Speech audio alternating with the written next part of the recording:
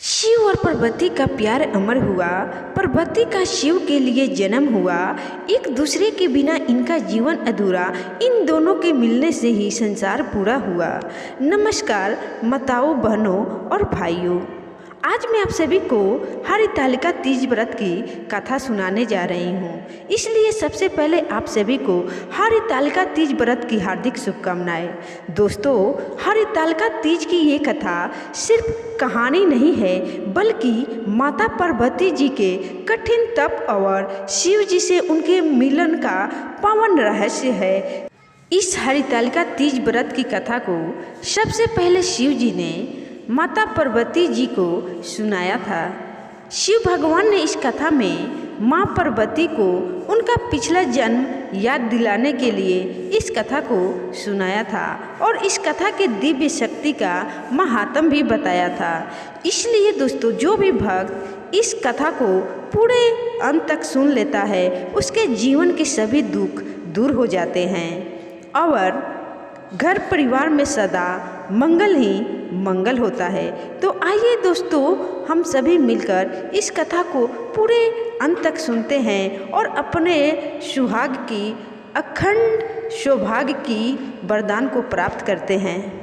पौराणिक कथा के अनुसार एक बार भगवान शिव जी ने माता पार्वती जी को उनके पूर्व जन्म का स्मरण कराने के उद्देश्य से इस व्रत के महात्म्य की कथा कही थी।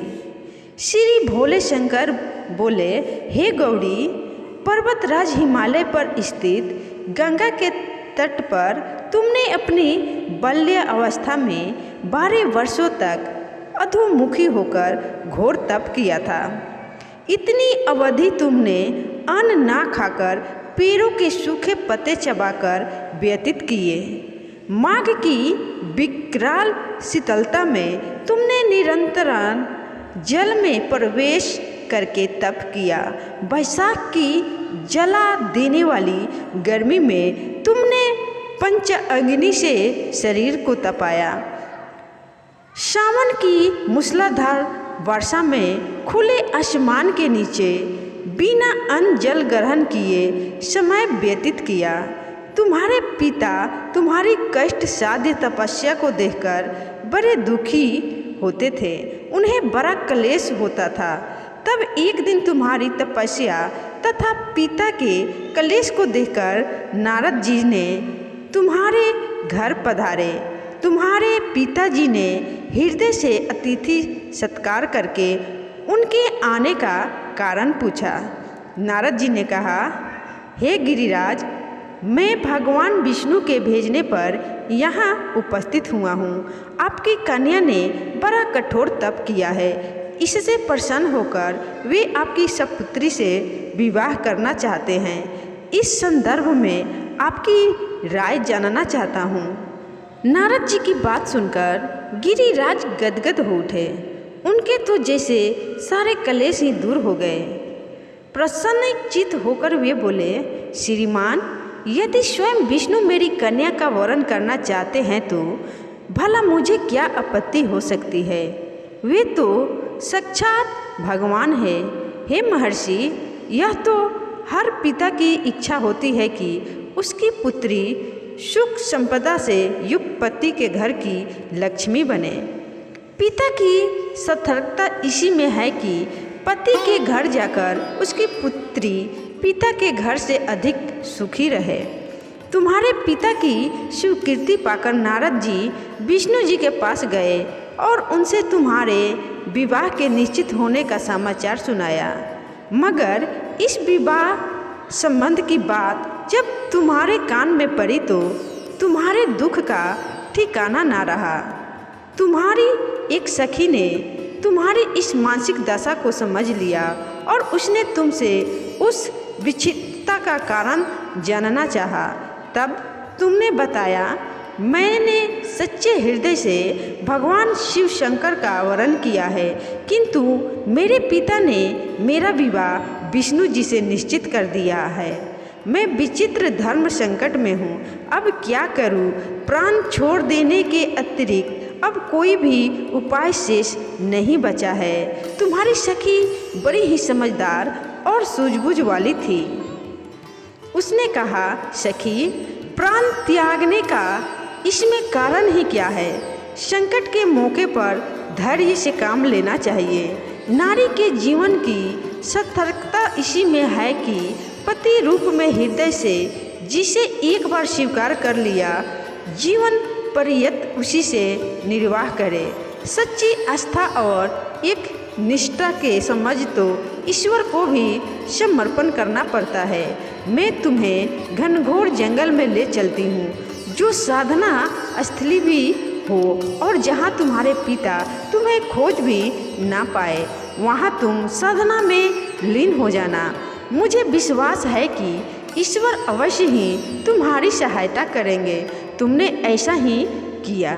तुम्हारे पिता तुम्हें घर पर ना पाकर बड़े दुखी तथा चिंतित हुए।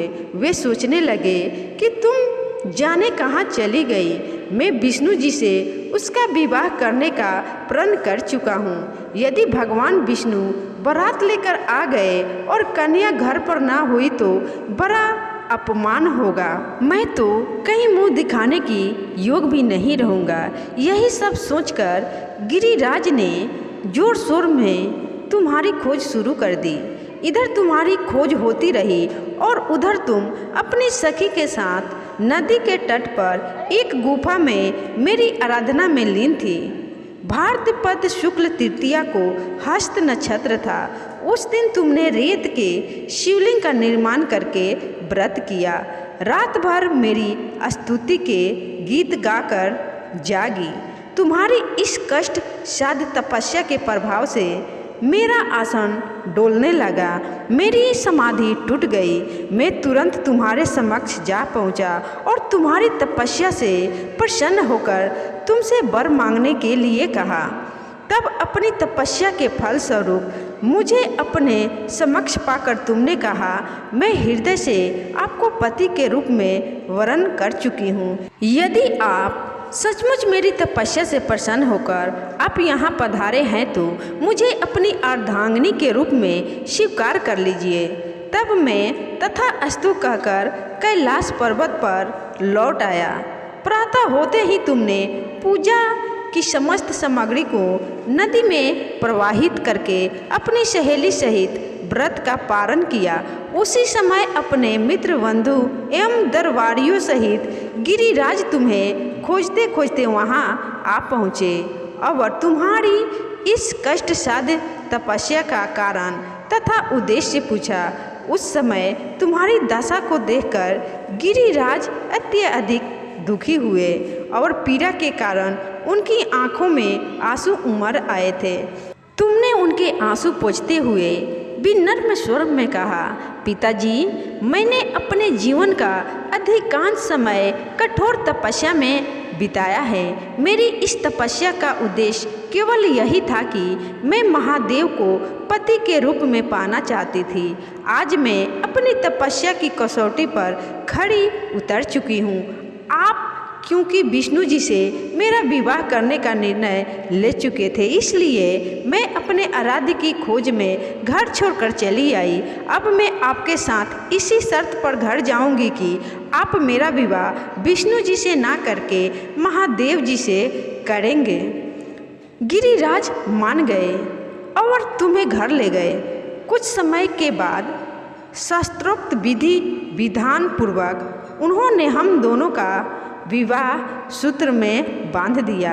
हे पार्वती, भाद्रपद की शुक्ल तृतीया को तुमने मेरी आराधना करके जो व्रत किया था, उसी के फल स्वरूप मेरा तुमसे विवाह हो सका। इसका महत्व यह है कि मैं इस व्रत को करने वाली कुंवारियों को मनोवांछित फल देता हूँ। इसलिए सौभाग्य की इच्छा करने वाली प्रत्येक युवती को यह व्रत पूरी एक निष्ठा तथा आस्था से करना चाहिए। और जो भी सुहागन स्त्रियाँ इस व्रत को करती है, उसके पति की उम्र लंबी होती है। तो प्रेम से बोलिए दोस्तों, भोलेनाथ और माता पार्वती की जय। हे भोलेनाथ जी, जैसे अपने माता पार्वती जी के कठोर तप से प्रसन्न होकर उनकी मनोकामना पूर्ण की, वैसे ही इस कलयुग में हरितालिका तीज व्रत करने वाली सभी सुहागन महिलाओं को उनकी सुहाग का अखंड सौभाग्य का वरदान देना और कुंवारी कन्याओं को मनचाहा वर देना। तो प्रेम से एक बार और बोलिए दोस्तों, शिव पार्वती की जय। दोस्तों, भाइयों और बहनों, यह पावन कथा हमें यह सिखाती है कि सच्ची श्रद्धा और भक्ति से किया गया व्रत कभी व्यर्थ नहीं जाता। इस हरितालिका तीज पर आप सभी के जीवन में प्रेम, शांति और खुशियों की वर्षा हो, इसी मंगल कामना के साथ इस कथा का समापन करती हूँ। मुझसे इस कथा में कोई भी गलती हो गया हो तो हे भोलेनाथ जी, हे माता पार्वती जी, मुझे छोटी सी बच्ची बेटी समझ के माफ़ कर देना और मेरी सुहाग को हमेशा सलामत रखना, अखंड सौभाग्य का वरदान देना।